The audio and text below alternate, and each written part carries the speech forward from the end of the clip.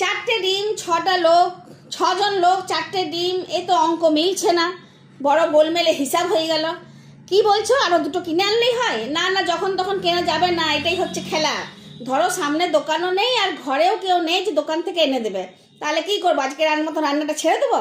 না ঘরে চারিদিকে খুঁজে দেখবো যে কিছু আছে কিনা? তা সেটাই দেখলাম।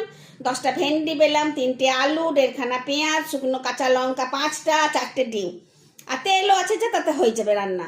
এরকম অবস্থা কেন হলো? আরে মাসের জিনিসের এখনো বাজার করিনি, আর রোজ রোজ সেজে গুজে দোকান যেতে ভালো লাগে না, ওই গড়ি মিশি করে আর দোকানও যাওয়া হয়নি।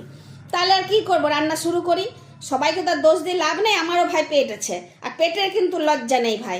পেট যখন তখন যেখানে সেখানে বলে দেয় খিদে লেগেছে, খাবার দাও।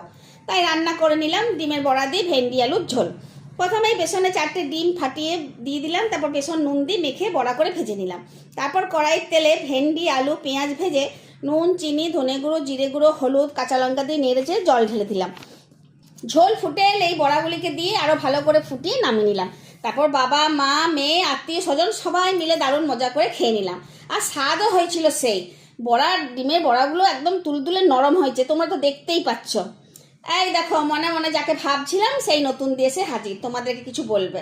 বলে ফেলো, কি বলবে বলো নতুন দি। হ্যালো বন্ধুরা, নতুন দিকে কি ভুলে গেলে নাকি? দুদিন কথা বলিনি বলে।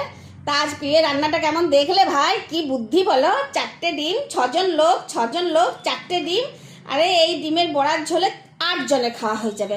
আরে ভেবো না আজ প্রিয়র কাছে রোজ তরকারি নিই বলে প্রিয়র নাম করছি। আমি ভাই গেলুম, তোমরা কিন্তু সাবস্ক্রাইব না করে যেও না, খাটার দাম দিবে, বুঝলে?